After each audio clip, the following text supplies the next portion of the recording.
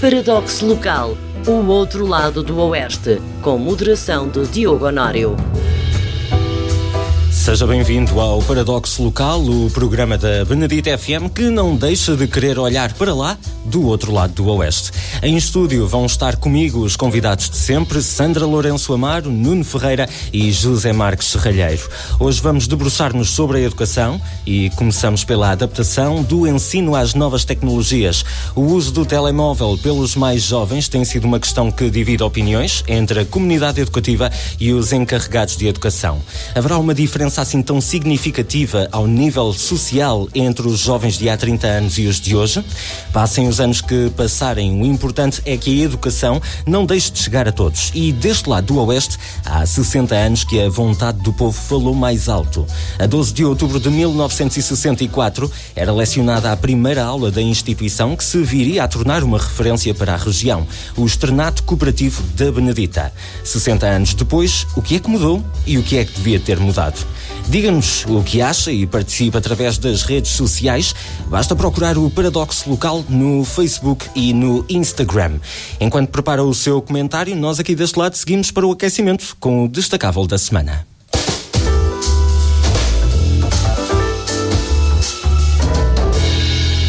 Esta segunda-feira teve início mais uma conferência das Nações Unidas para a Biodiversidade, conhecida por COP16. E é a Sandra quem nos traz este assunto para cima da mesa.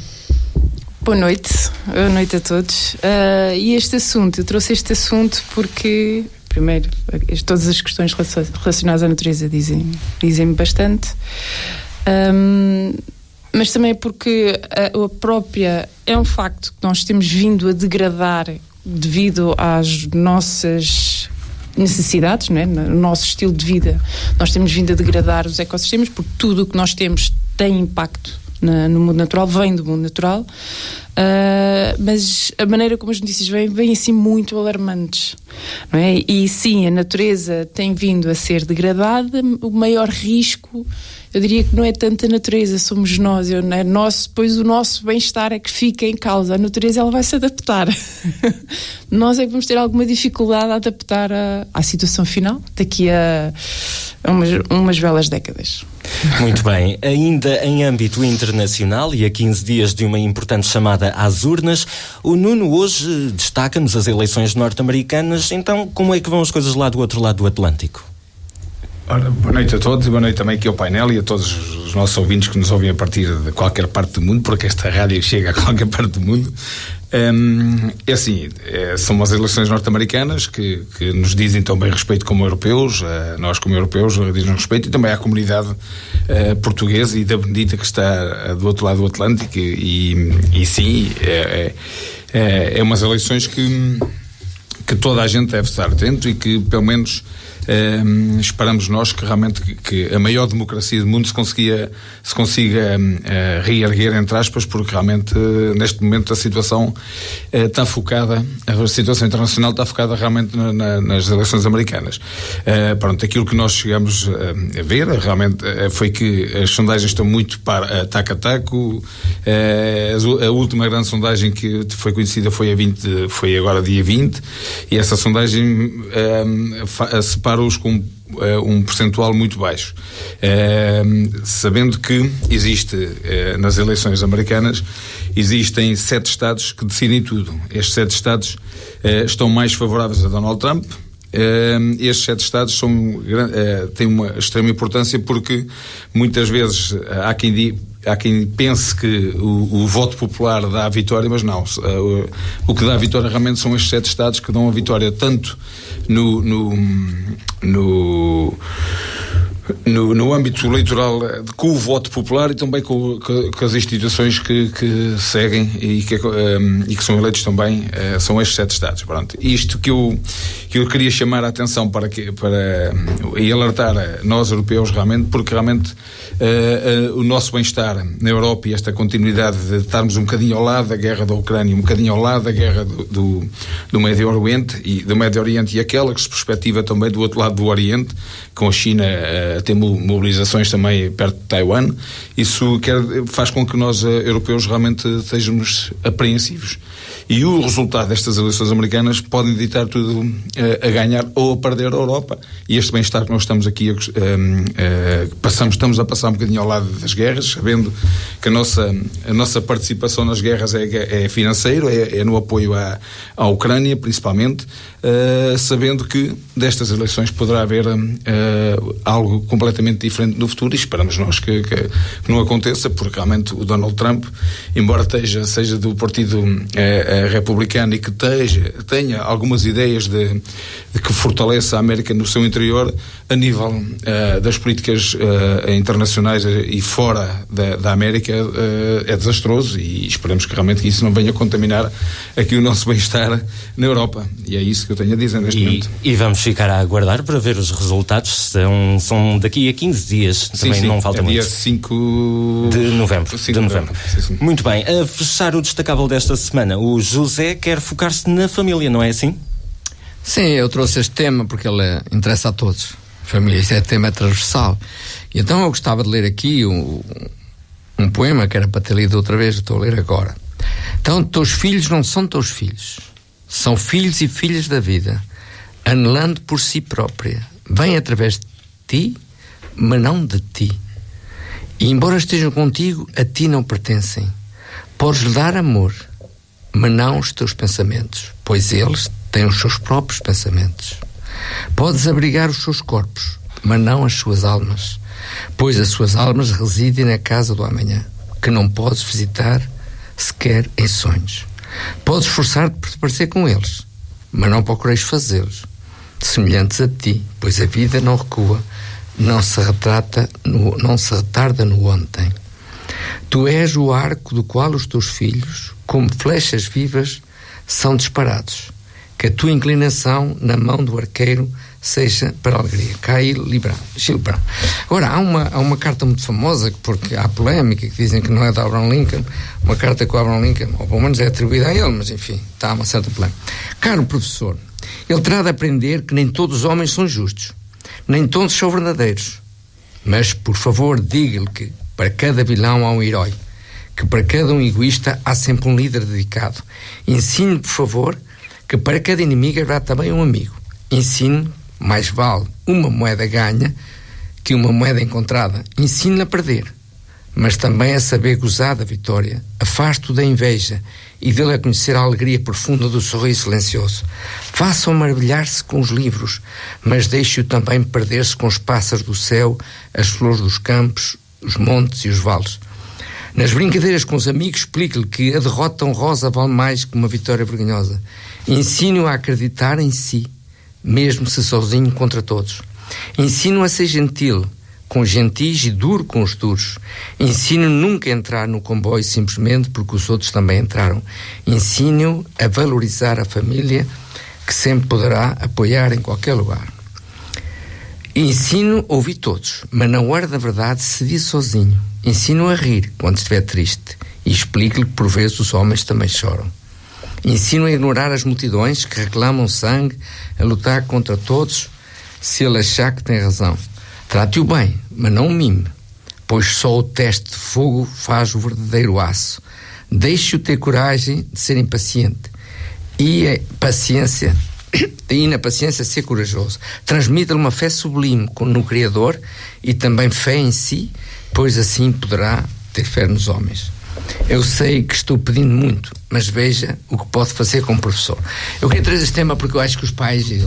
É mais difícil ser pai hoje que era há 50 anos e que era há 100 anos, porque havia um aceito reprodutivo. No meu tempo, 90% dos rapazes iam trabalhar aos 11 anos, portanto, não havia aquelas crises da juventude, não chegava. E não havia os desafios. Hoje os pais competem com a escola, com os professores, com as redes sociais, com os outros pais, e é mais difícil ser pai hoje. E uma homenagem a todos aqueles que são bons pais. E fica assim a homenagem. Fechamos o destacável de hoje. Daqui seguimos para a escola, ao encontro do nosso serviço público.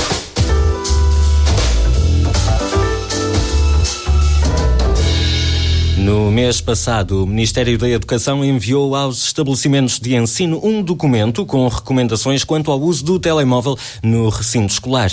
Nele constava a proibição para os primeiro e segundo ciclos e o desincentivo junto do terceiro ciclo e ensino secundário. Estas medidas são apenas uma recomendação, mas isso não quer dizer que o Governo não vá aplicar, no futuro, uma proibição definitiva do uso do telemóvel. Isto, por exemplo, já acontece em alguns países europeus, como é o caso de Espanha, França ou o Reino Unido. Se nos voltarmos para este lado do Oeste, o agrupamento de escolas da Benedita fez chegar aos encarregados de educação uma tomada de posição do Conselho Pedagógico em relação a este assunto.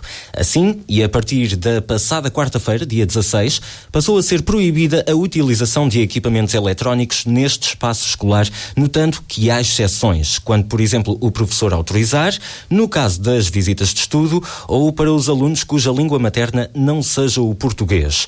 Com outra perspectiva, o diretor pedagógico do Externato Cooperativo da Benedita, Nuno Rosa, realçou ao jornal O Alcoa que a proibição não é a melhor solução, defendendo que se deve ensinar uma utilização cuidada do telemóvel que já faz parte do nosso dia-a-dia. E assim, Nuno, deve decretar-se uma proibição dos telemóveis nas escolas ou deve haver uma limitação à sua utilização? Assim, o fruto proibido é sempre o mais apetecido. Se há uma proibição, há uma tendência natural dos miúdos tentarem prevaricar essa proibição e assim nunca vamos chegar realmente a lado nenhum, porque os alunos vão continuar sempre aqui nestas fintas dos professores e até dos diretores.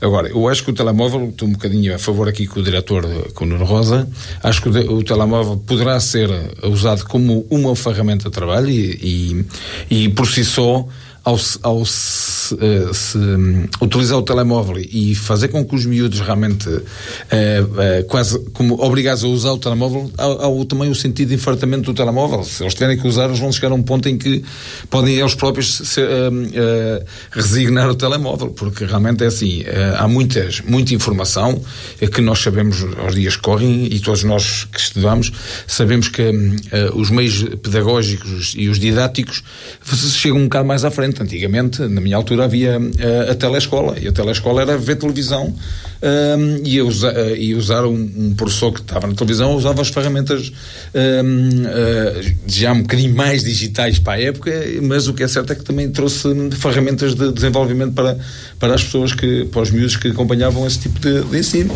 Então, agora, mas, por exemplo, os telemóveis não podem ser uma distração?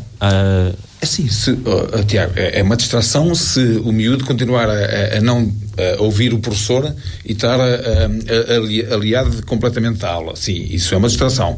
Mas se o professor disser, meus amigos agora vão à página XPTO da enciclopédia que se encontra no site, é assim, eles vão ter que lá ir, vão ter que tirar dali as ferramentas. Agora, pronto, há aqui a situação da escola básica, da primária, isso aí são outros contextos em que, mesmo assim, eu acho que os meios didáticos e tecnológicos por vezes devem ser utilizados, porque realmente o nível de aprendizagem é muito maior. Isso aí, eu por exemplo, tenho um miúdo em casa que ele de repente começou a falar os números em inglês com uma velocidade que eu pensei, bem, onde é que isto vai parar, não é? Mas ele só a ver os vídeos do YouTube com alguma consistência. Eu não estou a dizer que seja isto um método. Agora, acho que deve ser, em vez de estar a proibir completamente e fazer com que realmente haja aqui a caça entre o cão e o gato, que deva ser utilizado como ferramenta de trabalho e não como a parte da distração, é encaminhá-los para que estejam atentos ao trabalho que tem que ser feito. Na semana passada o Nuno também tinha notado que a pobreza em Portugal está a aumentar. Acha que o uso dos telemóveis pode acentuar a desigualdade social? Ou assim, Diogo, isto é muito complicado. Essa pergunta é assim, não é por nada, mas as famílias com menos posse são aquelas que apresentam os melhores equipamentos por vezes. É algo que eu não consigo compreender, é algo que não, mas o que é certo é que quando houve aqui a parte do Covid, houve computadores para toda a gente e toda a gente teve um computador para ter aulas a partir de casa. E ao que parece, até essas pessoas com menos possibilidades até tiveram acesso a outro tipo de ferramentas, e bem, e não estou aqui a pôr isso em causa. Agora, a mesma condição que o miúdo que apresenta estas dificuldades económicas não ter telemóvel, na sala de aula, se estávamos a ter uma aula sobre o telemóvel, ele tinha que ter acesso a um telemóvel, nem que fosse no mínimo durante a aula. Agora, eu sinto que a aprendizagem, porque hoje em dia nós sabemos, estamos no ponto mais tecnológico, mais evoluído sempre da nossa história, não é? Que é este momento que estamos a viver agora. E o que é certo é que cada vez isto há uma tendência a piorar cada vez mais, porque o telemóvel, hoje é o telemóvel, no passado já foi os videojogos, no ano passado ainda já foi outro tipo, e hoje estamos a falar de realmente que é uma tecnologia que toda a gente tem acesso e que por sua vez torna a coisa mais simples, porque é assim, eu não queria chegar a esse ponto, mas os conteúdos programáticos hoje tornam-se completamente obsoletos quando realmente o telemóvel consegue explicar muito mais rapidamente do que estar a estudar para um texto, uma Bíblia nesse contexto. Isto cada vez mais é assim, e a gente temos que se adaptar, mas a escola por si só tem esse mecanismo para se adaptar. José, as proibições podem ser aqui uma solução eficaz ou acabam por promover atos de rebeldia entre os estudantes? Eu ia começar de início, ou seja, inventam-se as novas tecnologias. Agora o IA, no fim do IA está a caminha, que estou preocupado, as consequências. Os telemóveis é a mesma coisa, é como os tuk-tuk em Lisboa. Inventaram os tuk-tuks e agora já ninguém quer tuk-tuks, só querem elétrico. Porquê é que não foi de princípio elétrico? É muito difícil, conjugar estas duas situações. Eu não sei se é a proibição, se que é. Eu acho é que as pessoas devem saber, isto são ferramentas, não é? E as crianças, quando chegam ao ciclo, já estão viciadas em jogos de telemóveis. E depois é o problema dos iPhones, está a perceber? Eu não vejo como é que se vai remediar isto agora. Eu uma vez estava a comer uma sopa com um menino de 3 anos e eu perguntei-lhe que idade é que eu tenho. Ele disse que isso é normal. Tens 3 anos. Epá, mas eu não preciso de tablet para comer a sopa. Mas eu preciso. Portanto, a situação torna-se complicada. Agora as escolas têm que gerir isto com muito bom senso. Há de haver situações de equilíbrio e isso conversando com os pais, porque assim, é bom que haja, eu fui muito a favor disso, enquanto professor, que haja reunião de pais, não é? E que os pais definam determinadas, até como eu entendia na altura, que devia haver reuniões de professores para termos todos mais ou menos a mesma técnica metodológica na aula. Senão há professores que são autoritários e a seguir vai um professor que é mais brando, leva com a carga toda. A tampa sai na aula seguinte. E isso é muito injusto. E a gente sabe, e eu vi essa prática onde lá andei. Agora, em relação aos telemóveis, se o Bill Gates, que é a parte interessada no negócio, e fala de telemóveis só a partir dos 14 anos, e fala que os filhos não têm televisão em casa, é difícil gerir, mas eu acho que na Alemanha apareceu uma corrente engraçada, que à quarta-feira não há televisão. Eu acho que era muito giro a família começar por aí. Praticar à quarta-feira não há televisão, nem há telemóvel, nada para ninguém. Está a ver? Porque não perde-se esse conceito. As ligações de família, os miúdos vão para o quarto. E até o Bill Gates, que há duas situações, que há as refeições, que é terrível. As pessoas vão para o quarto e dizem, olha, mas já ninguém está sozinho. Está só, mas não está sozinho. Está a perceber? Se eu estou em comunicar em redes sociais, enfim. Então, mas, por exemplo, o uso dos telemóveis, se o enquadrarmos no espaço escolar, ele pode prejudicar as interações sociais entre os alunos? Não acredito que não acredito nisso. O que acontece é assim, esses alunos que estão agora no ciclo e no externado vão chegar às empresas e o telemóvel, ou o patrão corta o Wi-Fi, a ligação, está a perceber? Esses miúdos vão ter que se viver sem telemóvel. Acho eu, o futuro é isso. O telemóvel é para ficar num cacifo, é à entrada, num sítio qualquer, na gaveta, está a perceber? Portanto, é bom que agora, mas corrigi-los agora está bem, mas é melhor que os outros que vêm. Pronto, é sempre positivo. Eu acho que essa preocupação existe. E mais, do que a gente sabe disto, você sabe que a maior imunização até hoje dada por uma companhia foi da TWA, que deu, não sei se na altura, 60 milhões de dólares a uma enfermeira contra o cancro, porque na altura fumava-se dentro dos aviões. Mas demorou anos. Hoje a gente não sabe da missa à metade, ou seja, as consequências do uso do telemóvel na orelha ainda estão por vir. Porque há lobbies, há médicos, há pessoas pagas para dizer que não faz nenhum efeito perverso. E então, mas faria sentido, por exemplo, que esta recomendação do Governo da proibição dos telemóveis que fosse estendida a toda a comunidade escolar, professores, auxiliares de educação? Na circunstância do espaço-sala, sim. Acho eu. As pessoas depois já afligem-se muito com as coisas. É evidente, se uma criança ou uma família precisar contactar o miúdo, vai por um número fixo da escola e diz: olha, tenho esta urgência, gostava muito que o meu filho viesse aí, até pode interromper a aula e vai lá e conversa, está a perceber? Agora, eu acho que a gente habituou-se, sei lá, o meu pai fez milhões de quilómetros, nem sabia telemóvel nenhum, se queria empanado, ficava empanado, não podia ligar para a companhia de seguros. Hoje a malta, os filhos, o telemóvel está a criar stress. Ao contrário do que se pensa, porque depois um filho não contacta, ou está sem rede, ou não quer contactar, ou está a boicotar o pai, e a malta cria uma ansiedade, às tantas aparecem à porta da escola. O que é que se faz? Isto é muito bonito, é muito complicado. Problemas complicados não têm solução fácil. Muito bem, Sandra, a proibição dos telemóveis em todo o recinto escolar, isto não poderá limitar um bocadinho a autonomia dos jovens nos intervalos? Eu acho que não. Por acaso aqui sou um bocadinho na linha, se calhar, do José, que também não foge muito à linha do Nuno. A questão é as idades, não é? Está provado que até a introdução de telemóveis ou de ecrãs de forma sistemática em crianças até aos 11, 12 anos ou até 14, que cria hiperconexão. Ou seja, as crianças como ainda não têm maturidade emocional para não se viciar, e digamos, aquilo para elas passa a fazer parte da vida delas, e depois não conseguem, têm dificuldade em simplesmente socializar. Portanto, se pelo menos até essas idades, se a escola de certa maneira incentiva ou permite que haja o uso do telemóvel de forma universal e à vontade nos recreios, os miúdos entre eles, que já vêm com isso de trás, não é? Porque as famílias optam por fazer essa entrega, depois não conseguem socializar entre eles. E depois há um miúdo cujos pais têm, eu vou dizer que têm um bocadinho mais sensatez, porque percebem das consequências negativas disto, optam por não dar o telemóvel à criança, não é? E o miúdo é completamente marginalizado. Então, mas numa era cada vez mais digital, estes aparelhos não deviam vir servir como ferramenta importante na literacia digital? Até determinada idade, aquilo que as crianças precisam é de ser elas próprias, então, de se sentirem. Eu acho que a partir aí dos 14 anos, se calhar, o risco deste vício, não é? Desta hiperconexão a coisas materiais, nem a coisas materiais, é um telemóvel que depois anda sempre, dorme com eles ao lado da orelha, portanto isto não é bom.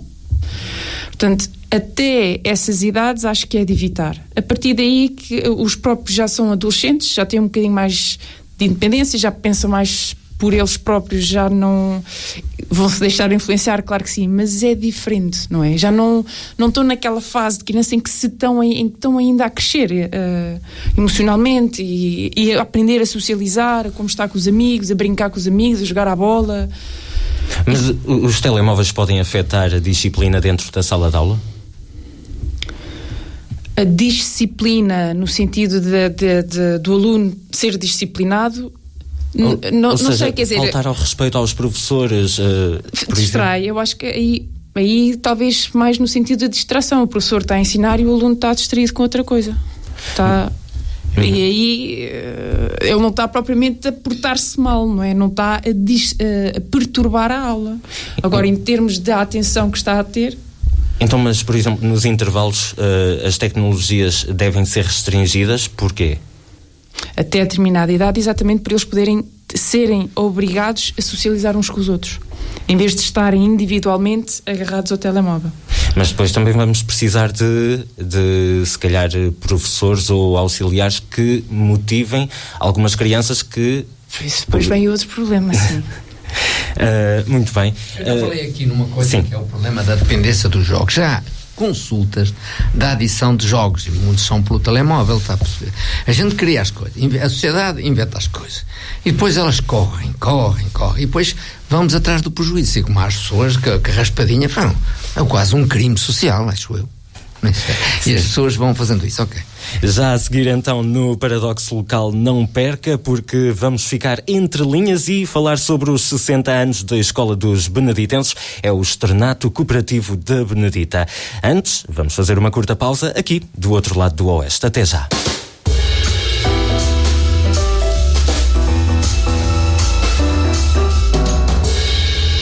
Estamos de volta com a última parte deste Paradoxo Local, que hoje se dedica à educação. E se quiser participar no debate, saiba que o pode fazer através das redes sociais do nosso programa. Basta procurar por nós no Facebook ou no Instagram.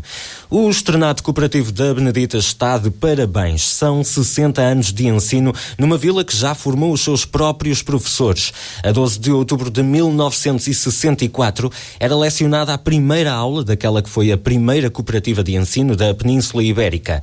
Nessa altura, as aulas ainda eram num pavilhão, não havia um professor por cada disciplina, mas uma coisa era certa, havia uma vontade comum. Talvez possamos dizer que foi essa vontade que, em meia dúzia de décadas, transformou um pequeno pavilhão sem condições numa escola de referência para a região. Este foi o espaço que deu acesso à educação a todas as gerações da vila e dos arredores, dos mais novos aos mais velhos, numa altura em que ainda poucos tinham essa oportunidade. Como se pode ler no website da Junta de Freguesia da Benedita, o desenvolvimento industrial teria ficado comprometido sem o nascimento do externato, porque através dele se formaram quadros qualificados e mão de obra especializada. 60 anos depois, esta escola é claramente diferente. Não só leciona o terceiro ciclo como no ensino secundário, se desdobra entre os cursos científico-humanísticos e os profissionais, das ciências, às artes, passando pela mecatrónica ou o apoio à gestão. José, para que as gerações mais novas possam compreender quão importante é que foi a criação de uma instituição como o Externato da Benedita para a população beneditense? Foi um motor, uma alavanca de desenvolvimento. Ou seja, hoje eu estive até no Externato e trouxe este livro. Quantas pessoas não há hoje que têm doutoramentos, carreiras científicas à conta do Externato? De outra forma não chegava lá. Eu devo dizer que na minha altura eu tinha que estar para Leiria ou Santarém para ter ensino público. Portanto, o externato eu tenho aqui a ata do externato, e acho que eu queria falar sobre o externato, foi muito importante, e eu lembro-me de uma altura que foi pena que acabasse, porque tinham máquinas oferecidas para Gulbenkian para fazer cursos industriais. Essa fileira foi negada, não foi continuada, foi descontinuada. Mas o externato é uma alavanca de desenvolvimento da Benedita. Eu acho que é fundamental, muita gente, até na tropa. Aqueles primeiros alunos, eu tenho aqui alguns primeiros alunos foram para Forriés à conta do externato, foram à noite, porque este começou de dia e começou de noite. A turma noturna, eu tenho aqui pessoas, muitos conhecem, está aqui o meu irmão, está aqui o José dos Santos Primo, que foi o construtor que andava por aí, foi a Radamanto, agora a atual diretora da Universidade Sénior, a Natália Sarrazina, estão aqui todos os pipocas e tal. E depois havia à noite, eu lembro-me pessoas que foram na turma da noite e que na tropa, assim, o normal era um básico, não é? Soldado raso. Mas esta malta já tinha um ciclo, alguns chegaram a Forriés, está a ver? Já foi ganhar muito mais dinheiro, e realmente é uma pena que eu tenho, mas quem continuou no Estado foi buscar esse tempo todo para contar para a reforma, os outros não. Mas enfim, aqui no externato eu queria referir que estão aqui a fotografia de duas pessoas que foram na fundação disto, foi a doutora Cássio Catarino e o cônego José Mendes Sarrazina. São duas pessoas que eu já desafio o externato, estão altamente injustiçadas na Benedita. A gente tem que fazer a manifestação de gratidão, o tributo a estas pessoas. E o externato está em dívida com estas pessoas, porque estas pessoas de Benedita foram os principais. Eles é que esta experiência comunitária, desenvolvimento comunitário, foi trazida para aqui, podia ir para outro sítio qualquer, para o Cadaval, não sei para onde, pelo cônego Sarrazina e pelo doutor Cássio Catarino. E essa homenagem, esse tributo, aliás, quando morreu o doutor Cássio Catarino, fui à Assembleia Municipal pedir para que se fizesse uma homenagem, um tributo ao doutor Cássio Catarino. Fui interrompido e tal, mas enfim. mas gostava tenho falado já com o doutor Nuno Rosa, eu acho que faz sentido, estamos em dívida com estas pessoas. Então, mas, por exemplo, falou aí na questão de até certa altura existiram aulas noturnas, no período noturno. Sim. Acha que atualmente essas aulas fazem falta? Não faço ideia, eu sei que o externato já teve, acho que o máximo 1.600 alunos e agora terá para aí metade. ou menos de metade. Ou seja, tem pessoas de Santa Catarina, foi pessoas de Alforninha, isto apoiou muito o Troquel, não é? Eu acho que foi não houve nada mais emblemático, se ir à Igreja da Benedita, foi o Externato da Benedita. Que é mesmo ao lado. A obra social brutal. E as pessoas sabem, e muitos até, neste momento, têm lá beneditenses empregados, professores, outros foi uma projeção, que ganharam ali. Eu acho que é pena também que os Externatos, já falei nisso, que há muita gente que está muito bem, muito sucesso na parte científica. Não estou a falar que nós temos, talvez, não sei, o melhor cirurgião, como se diz, neurocirurgião do Hospital do Porto, da Benedita. Eu não sei bem o nome dele, não vou falar aqui nele, mas disseram-me no outro dia, está bem, nós temos pessoas espalhadas por todo lado, está a perceber? Formados pelo Externato da Benedita. Então, e de que forma é que as escolas podem trabalhar em parceria com outras instituições para promover aqui um impacto social positivo na Benedita? Agora está na hora, eu gosto muito do modelo alemão, a gente está cá a tardar. Na Alemanha, um indivíduo faz o 12º ano e vai trabalhar, por exemplo, para a ICEL. E depois é a ICEL que o promove ele ir fazer um curso superior. Ou seja, fica depois cativado para a empresa, faz um acordo, mas era muito interessante. Isso cria políticas de pleno emprego, ou seja, a gente vai formar pessoas que são precisas. Eu acho que neste momento há um artificialismo brutal, é estar a formar pessoas para o mundo, tanto que os enfermeiros saem, custam milhares de euros, centenas de milhares de euros e vão para a Inglaterra. Até ouvi falar que a Inglaterra já quase fechou escolas de enfermagem, porque a gente tem uma boa formação na área da medicina, na área dos técnicos de diagnóstica e terapêutica, etc. Mas eu acho que falta essa ligação às empresas. E considera que o Externato da Benedita tem preservado ou pelo menos dinamizado as tradições e a cultura beneditense? Não sei, eu não sou muito perito nisso, não assisto muito, mas enfim, há trabalhos que os miúdos fazem e que são interessantes. Eu vou dizer, eu estive aqui há tempos a fazer um mestrado de Gestão e Administração Pública, já há 10 anos, e entretanto disse aos professores lá, disse, olha, não há empresas, não há serviços públicos a querem estudos nossos. A gente vai inventar um tema qualquer para fazer uma tese. Porquê é que não somos as empresas, a sociedade, e nós vamos fazer ao mesmo um instituto público, uma câmara? Olha, nós queríamos que desenvolvesse alguém que investigasse sobre esta área. Mas não há nada disso, cada um inventa o curso que quer. Eu conheci pessoas que fizeram 2 mestrados com o mesmo trabalho. Mas também é interessante, por exemplo, que aqui escolas diferentes. É interessante que o Externato da Benedita há algum tempo começou a promover, por exemplo, as atividades de Erasmus+. Sim. Levou os alunos a trabalhar, a terem uma experiência profissional fora do país. Isso bom, mas isso não é do Externato, isso é do Ministério da Educação, não é? Isso é... Mas o Externato também, se calhar, à partida poderia ter negado a participação neste tipo de projeto. A minha questão é, será que vai trazer mais valias para os estudantes? Tudo que for enriquecimento, nós estamos cá para conhecimento, para saber. O que interessa é a pessoa sabe, eu não contei-lhe que aquele moço foi para a NASA, sem curso nenhum superior. O que é que eles querem ver, ou que viram no rapaz, é a sua capacidade de aprender. O que interessa no futuro, um jovem de 18 anos, é que não é o diploma que ele tem, é a capacidade que ele tem de aprender. Isso é que interessa às empresas. Sandra, que importância então é que têm as escolas como o Externato da Benedita para promover valores como a cidadania ativa, a solidariedade ou a sustentabilidade? Eu acho que são um complemento a todo o resto da comunidade, não é? Esses valores são valores que passam primeiro que tudo pela família. São passados primeiro pela família, pela família alargada, digamos assim, e a escola cimenta. Mas eu falo, por exemplo, eu refiro-me que o Externato da Benedita tem uma associação que é o Sorriso Amigo. Esta associação já tem mais de 20 anos, faz um trabalho idêntico ao do Banco Alimentar, mas foca-se na comunidade local. Sim, nas famílias dos alunos do Externato. Isto, por exemplo, levar os alunos a fazer... a participar nestas dinamizações.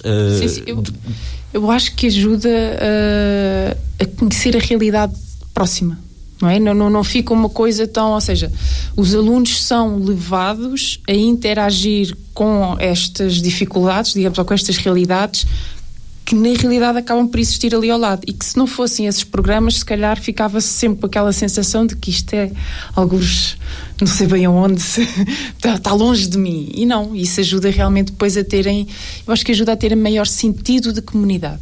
E eu acho que isso os beneditenses mais ou menos têm. E em que é que o Externato da Benedita poderia promover mais a preservação do património cultural da nossa zona? Eu acho que já vai havendo algumas interações, não é? Porque eu também faço parte da Terra Mágica das Lendas e sei que vai havendo parcerias, vai havendo projetos. É incentivar os alunos a fazerem parte. Eu acho que isso é uma questão de sensibilização e tudo o que é sensibilização... Muito bem. Ao longo dos últimos anos, por exemplo, têm surgido também diversos projetos no Externato que tentam resolver questões locais. Já tive conhecimento de projetos relacionados com a Fonte da Senhora, por exemplo.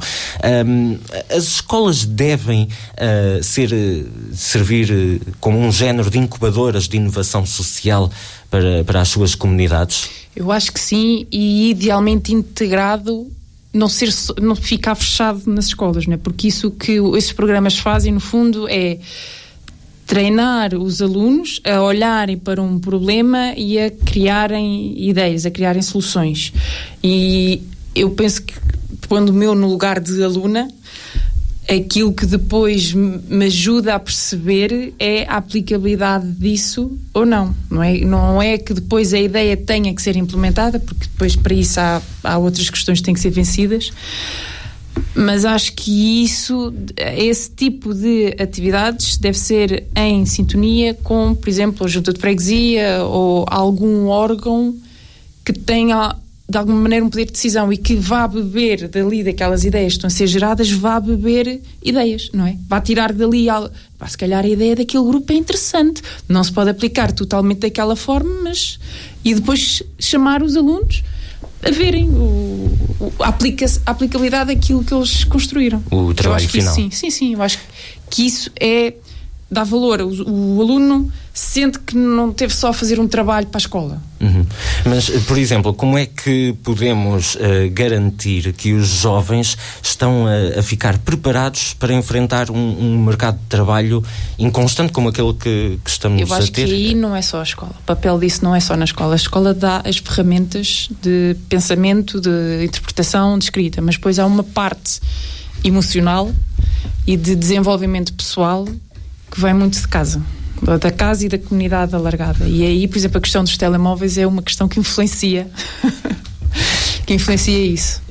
Pegando também aí nessa cauda da tecnologia, a pandemia Covid-19 veio fazer com que as escolas se adaptassem a um sistema de ensino à distância. Há pouco, por exemplo, o Nuno falava na telescola, que foi um ensino à distância que existiu há anos atrás. As novas gerações já nem se lembram, não tiveram possibilidade sequer de ver registros desses. Também não me lembro. Eu também não. Mas acha que essa tendência de um sistema de ensino à distância poderá ficar a longo prazo, ou ela vai sempre apenas servir como complemento ao ensino presencial? Eu acho que o ideal é servir como complemento, porque mesmo na questão do teletrabalho, não é? A vertente presencial é essencial. Nota-se quem está puramente em teletrabalho, não tem depois a parte da equipa presencial, nota-se que parece que fica ali uma falta, é difícil.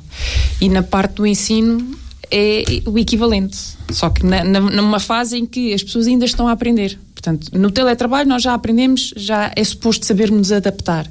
Em fase de ensino nós ainda não aprendemos, estamos a aprender.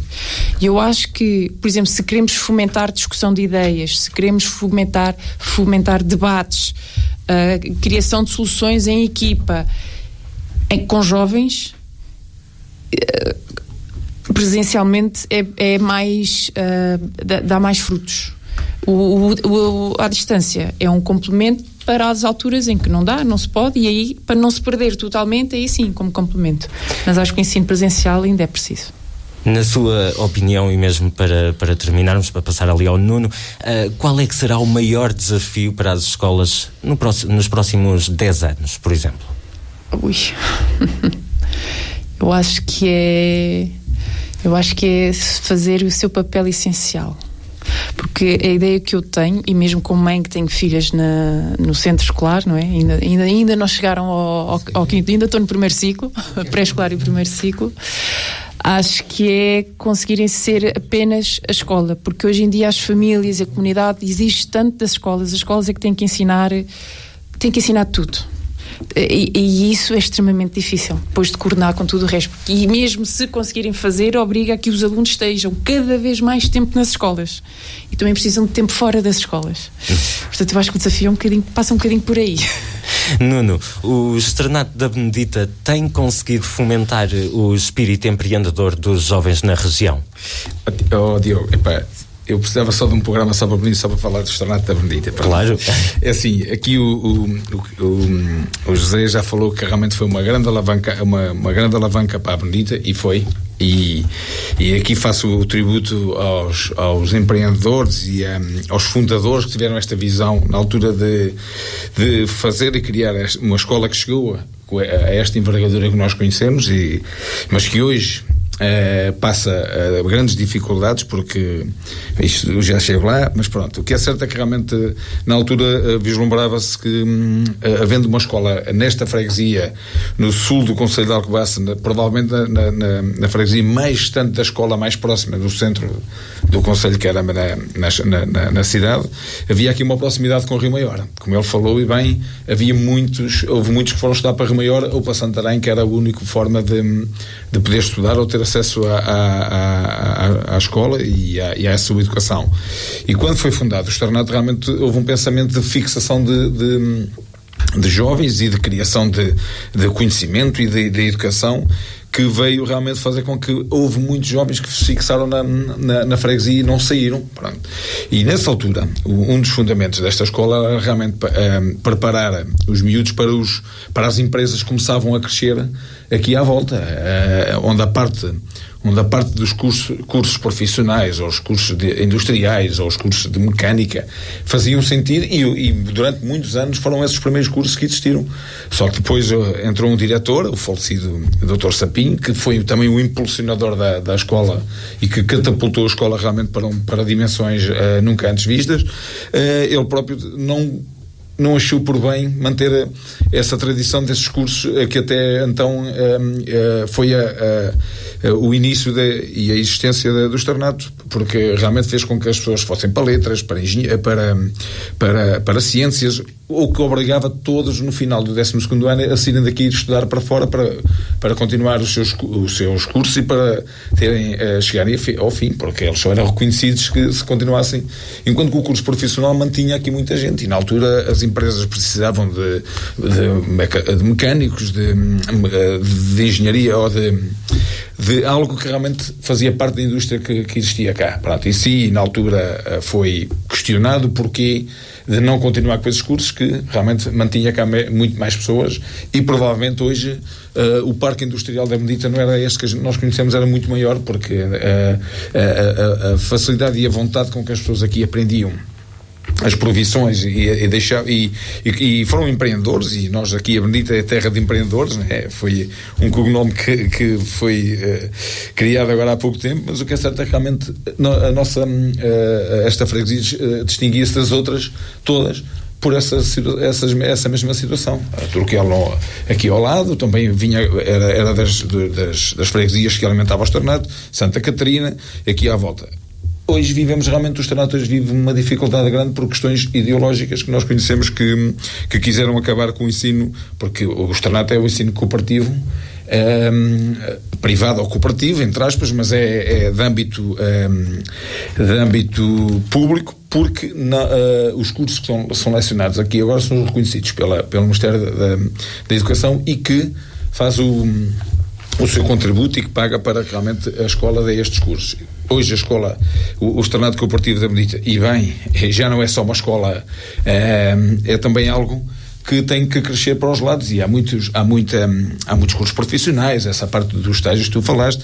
Há aqui uma panóplia de situações que realmente faz com que o Externato ainda exista, mas cada vez mais as dificuldades são enormes, porque as questões ideológicas limitam os alunos e a área de envolvência dos alunos a virem para o externato. Atualmente, só quem trabalha das freguesias vizinhas, só a sul de Turquel para cá, Santa Catarina já não pode vir para cá ninguém, eu não sei que os pais trabalhem cá ou tenham cá morada. Alvornia a mesma coisa, e o Vimeiro e as Passagens. Portanto, a escola hoje está confinada só à Benedita e pouco mais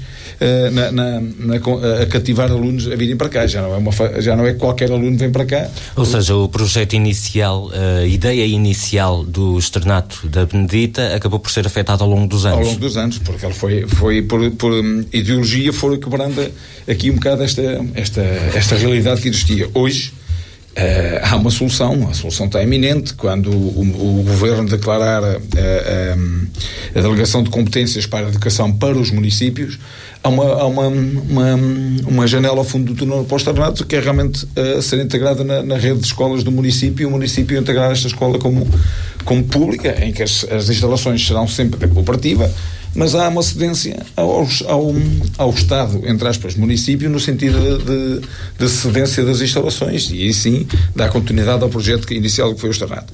Agora, tu falavas da integração, e eu há pouco também estava aqui a tomar notas, que é assim, Diogo, há uma parte da nossa escola, há uma parte da envolvência dos miúdos na sociedade civil, e é uma coisa que nós vemos realmente, é que quando o externato está a operar no seu máximo, existem níveis de comportamentos que são dos miúdos cá fora, que não são bem aqueles que foram para a qual a escola tem o efeito, que é os bullings, os vandalismos, os grafites. É assim, a escola da Benedita, ao longo dos anos, foi passando um bocadinho ao lado desta parte da envolvência dos alunos na comunidade, e eles deviam ser mais envolvidos. Por exemplo, na cadeira, ou na disciplina de cidadania, que hoje é falada, entrou nos títulos garrafais de toda a imprensa, porque houve alguém que disse que ia alterar um bocado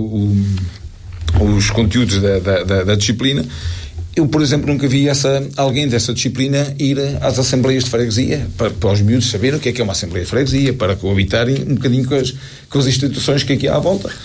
A parte que a Sandra falou da envolvência de determinados cursos, e especificamente de determinados cursos com as associações que existem cá fora, devia de haver esta interação, porque o externato, ao longo de muitos anos, viveu isolado ali um bocadinho na bolha. Ou seja, a comunidade não sentia que o externato tinha problemas, a comunidade não sentia que o externato estava aberto à população.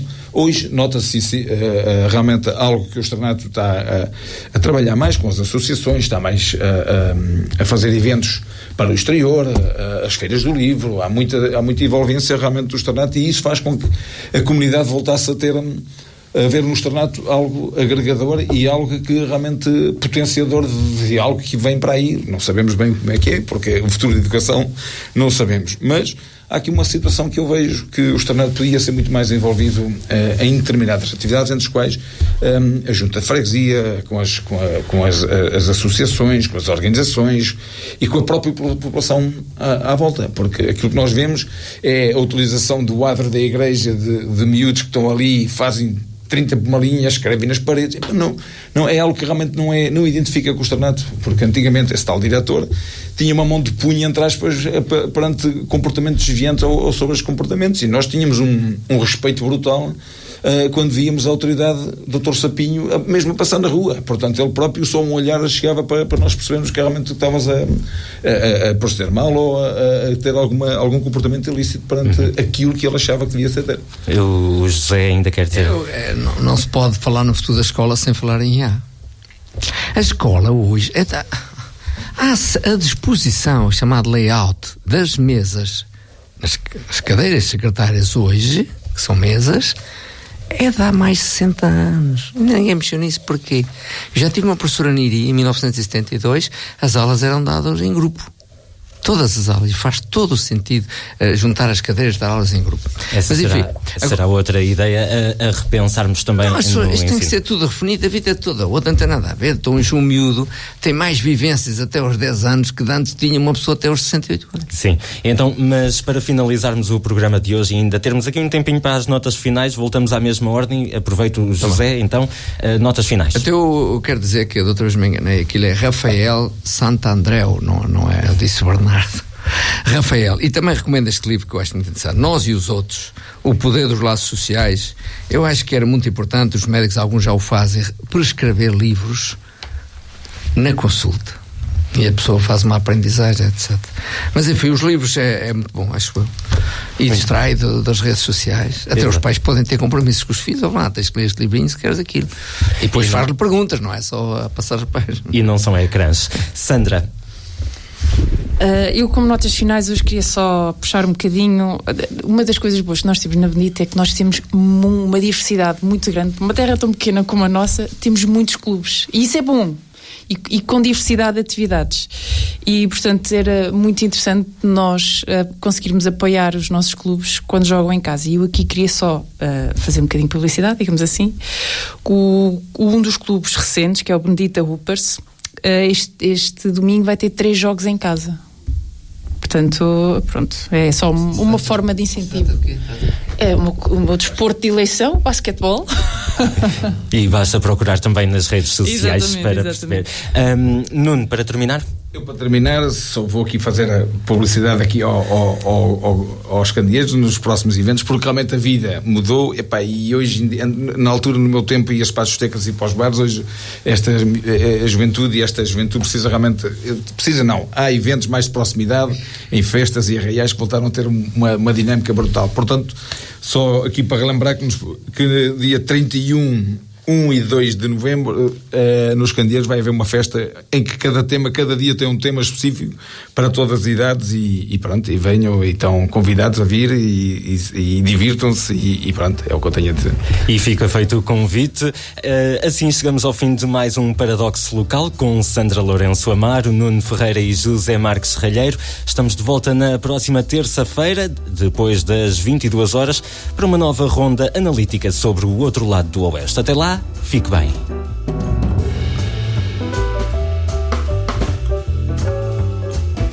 Este programa pode ser recuperado nas plataformas Spotify e Apple Podcast ou no site da sua rádio em beneditefm.pt. Paradoxo Local, o outro lado do Oeste. Terças às 22 horas, com repetição ao domingo ao meio-dia.